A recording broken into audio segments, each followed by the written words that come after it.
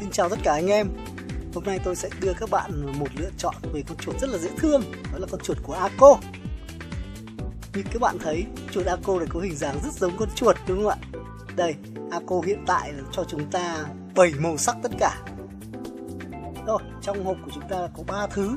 Thứ nhất là cái túi để đựng này, thứ hai là con chuột, thứ ba là pin. Đầu tiên tôi sẽ xem cái túi nào. Đây là cái túi rất xịn nha. Túi làm bằng vỏ nhung anh em ạ. Sờ rất là mềm, rất là thích, mịn, cực mịn luôn. Thứ hai là có pin. Pin này chúng ta hay thấy ở trong siêu thị Miniso ấy. Giá của nó là 40.000 vỉ, 8 viên.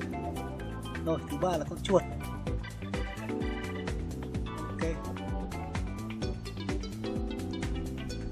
Rồi thì tôi sẽ mở ra xem trong có gì nào. Đây là khay để pin này. Và đây là cái để Bluetooth để thu nhận tín hiệu từ chuột đến máy tính. Ok, ta để ra đây. Rồi lắp pin vào xem nào, xem có lên không. Đây là khay lắp pin.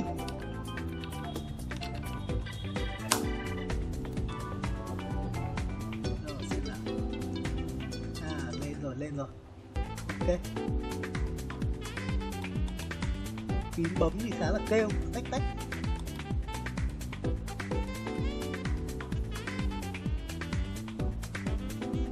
Ra xem là cho vào túi như thế nào nhé. Vừa khít luôn. Này là rất phù hợp cho các bạn nào mà hay phải mang đi lại này. Đấy. Cho vào túi luôn, rất là sạch sẽ, gọn gàng luôn. Rất phù hợp với những bạn mà hay mang đi.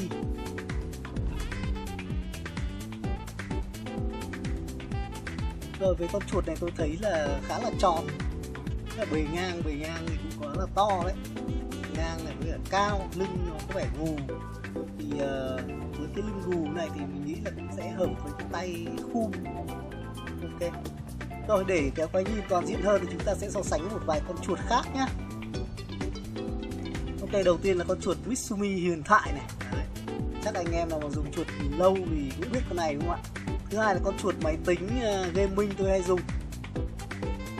Rồi xem nào, để 3 con cạnh nhau thì con Ako có vẻ như là nhỏ hơn hai con còn lại.